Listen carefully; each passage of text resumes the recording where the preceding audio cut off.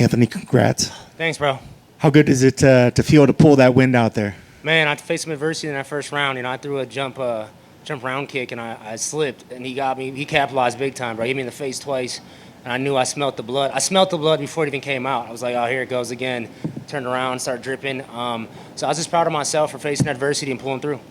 When that happens so quick in the fight, what's the things that immediately go through your head? Do you try to just, you've been through a lot of war, so does that immediately kick in to just try to tell you to keep calm, just to weather the storm? What goes through your mind right now? Man, honestly, before I started working with my mindset guy, I'd revert back to old fights. I'm like, damn, here it goes again. Or you get into this funk thinking where it's these negative thoughts of shit, I experienced this before. But this time I just brought myself back to being present. I knew he had a good position. I'm like, you know what, let me let him take my back and calm it down from there. I let him get my back. He put his hooks in. He's doing a good job of switching sides on his hooks, and I couldn't find that hole to escape. But I was just breathing, bringing myself back to this present moment, and addressing what was going on in this fight, not in other fights. And I assume in your mind, rounds 2 and 3 are the ones that you took, right? Yeah. Now I hope so. Because that round one, he was pretty good on that round. Yeah, he did it right in that one. Yeah. So at what point in the second round did you feel that things were starting to swing your way? What was the key that it? I found my range. And he couldn't. He was throwing big bombs, but he wasn't touching me. I was making him bite on feints. I think the feints was when I found my range. When I was making him bite on my kicks, my side kicks to the leg, straight lefts to the face. I think the range was the deciding factor in that round. In round 3, when you hit him with that spinning kick, you surprised you didn't finish him with that one? Oh man, I hit him hard with that heel, bro. My heel hurts like mofo right now, and it just nicked his head, and he kind of his eyes went back, and I was like, yo, I got him, but I took my time, and little by little. And you started talking about it a little bit in the post fight. You obviously pulled out a great victory at welter. Talk about the decision to go back to lightweight. That was the goal the whole time, honestly. This fight popped up kind of last minute. I was on my way back down to lightweight. I'm pretty shredded actually for 70. I was surprised myself how I looked at 70. I'm like, man, I probably could make this weight class, stay for a little bit. But before it's too late for me to go back to lightweight, I want to go back down there and do it right this time. I feel like when I went back in January, it was like a forced upon me decision. I wasn't mentally there, and I wasn't doing the stuff outside of the octagon that would make sense to go to 55. I can't. You guys are talking too loud back there. Tell him, champ. All I can hear is them talking. I'm like, oh man. Now, correct me if I'm wrong. I believe this was the last fight on your UFC contract. It is.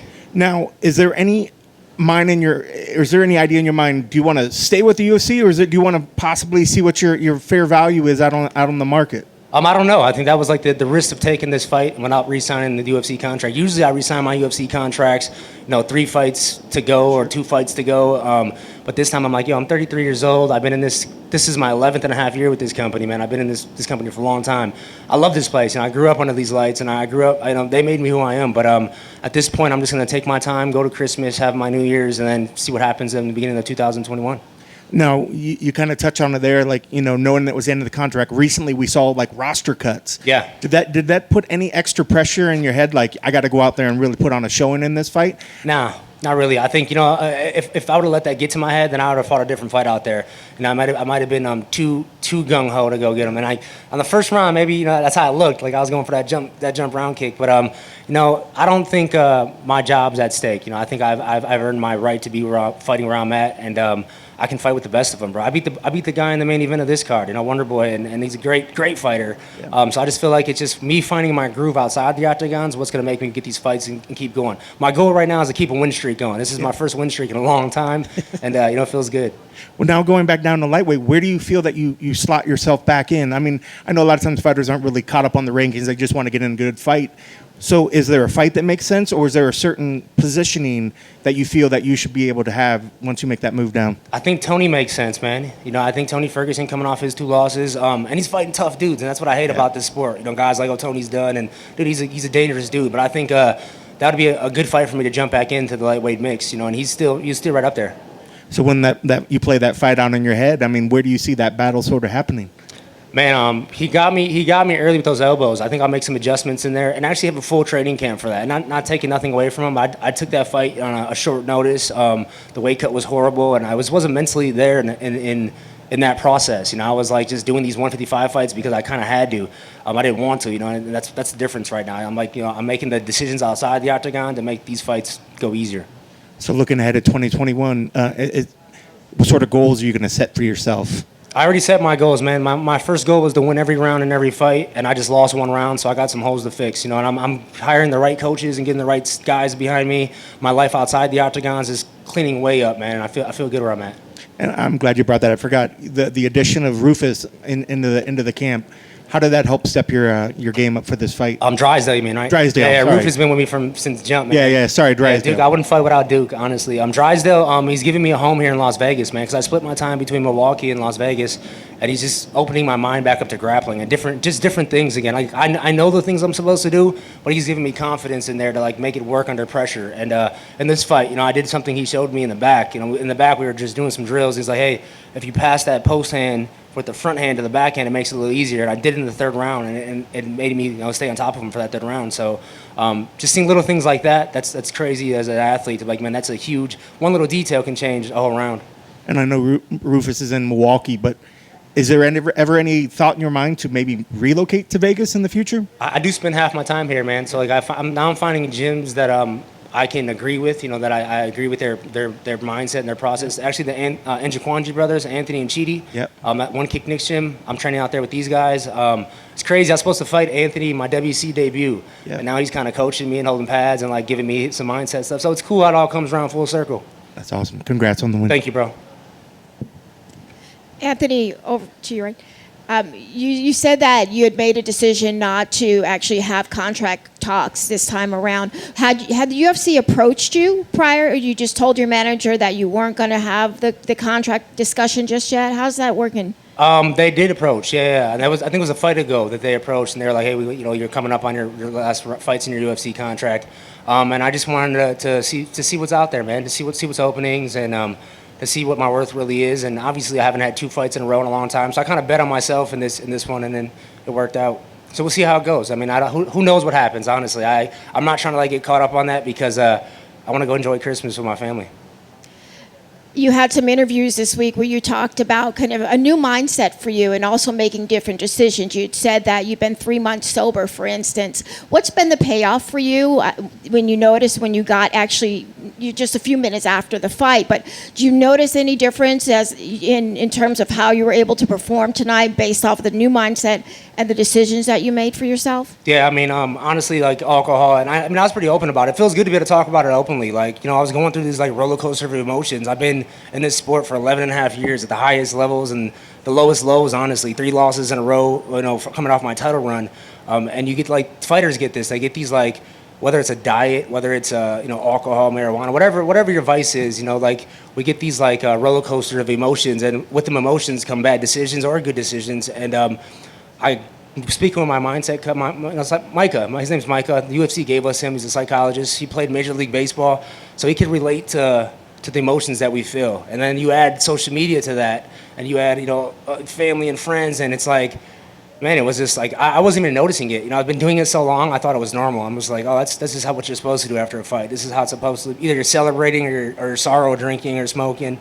So like now that I noticed it and I can make that change, in this fight I felt present. You know, I was able to come back and get present. I wasn't like going like to the emotions of old fights. Like if I'd faced adversity before, old fights, I'm like reverting back to thoughts that I shouldn't be thinking in the octagon. And like it's weird. Like when I go watch my fights, I'm like, why was I thinking about that when this was going on? This guy's punching me in the face, and I'm like thinking about what bills I got to pay next month or some stuff. It's crazy. And, you know, now like that you can get in there, like now that I can get in there and actually recognize that and then pull myself back to being present, it's a powerful tool. We were talking before the fights started tonight about you, Wonder Boy, and Aldo all being on the same card and having an opportunity to maybe remind people about who you were and how you got to where you are in your career. And it's been 10 years since that spectacular spinning kick, and you brought it out again tonight. Was that the plan? Did the moment just happen? And how do you feel about being able to land it and coming full circle? Yeah, the moment just kind of happened. You know, I can't force them. I think that's what I was doing before. I was like forcing these moves, and I was like expecting so much of myself, and it wasn't happening, and it wasn't clicking. Then I was like man, like my mindset went negative, like negative thoughts and like negative talk, like talking to myself negatively, opposed to like calm down. You got this. Take your time.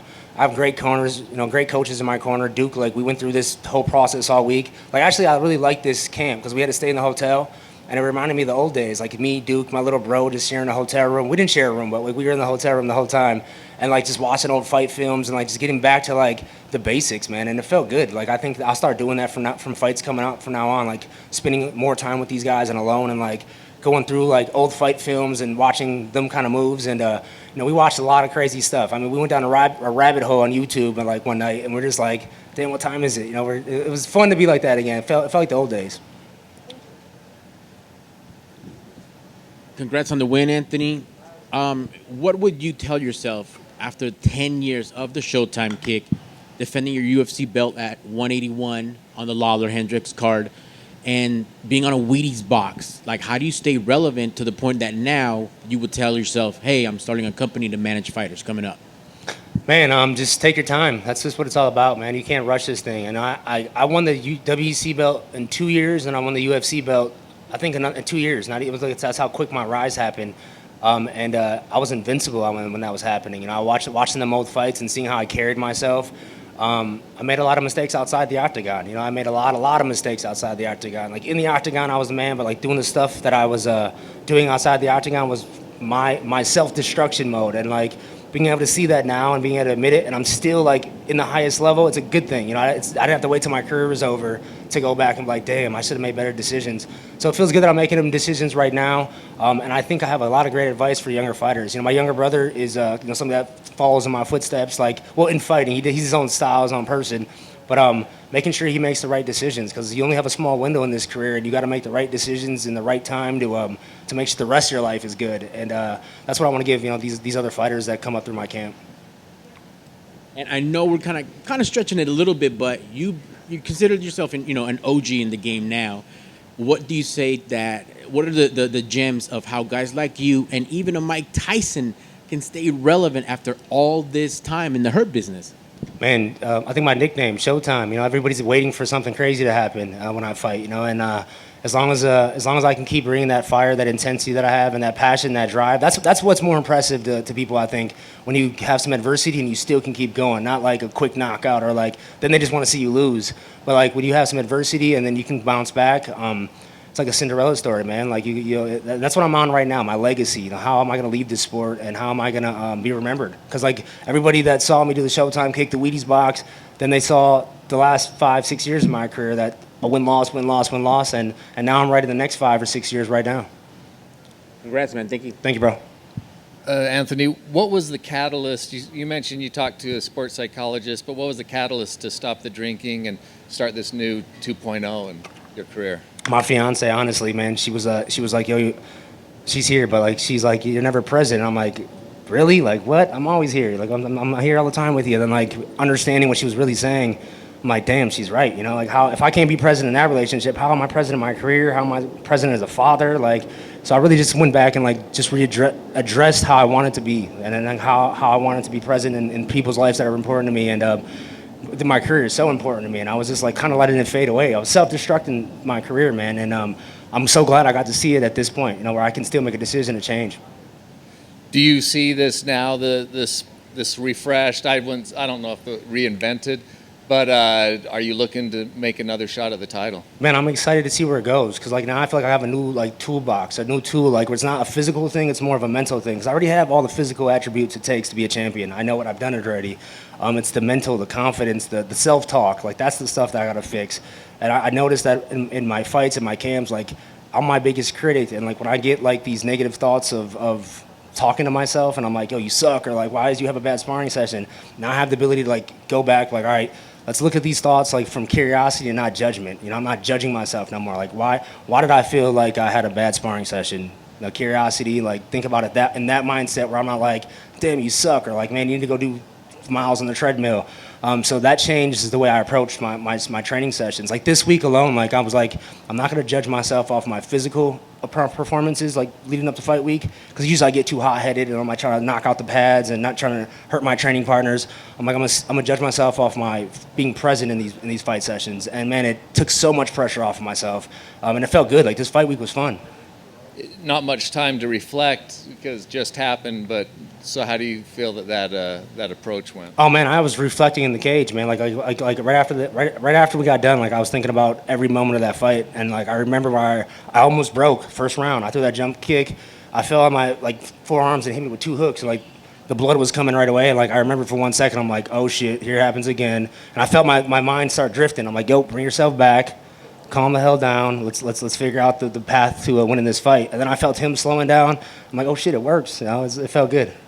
You mentioned your goal 2021, win every round, but even beyond that, do you have any aspirations to getting in the? That's what follows up my goal. Win every round so I become the world champion. And I think that's what I got to focus on. Instead of like trying to like, let me knock this guy out, just go in there, win every minute, win every second of every fight. And there would be no excuse to besides becoming the champion. Thank you. Thank you, man. Thanks, guys. Merry Christmas.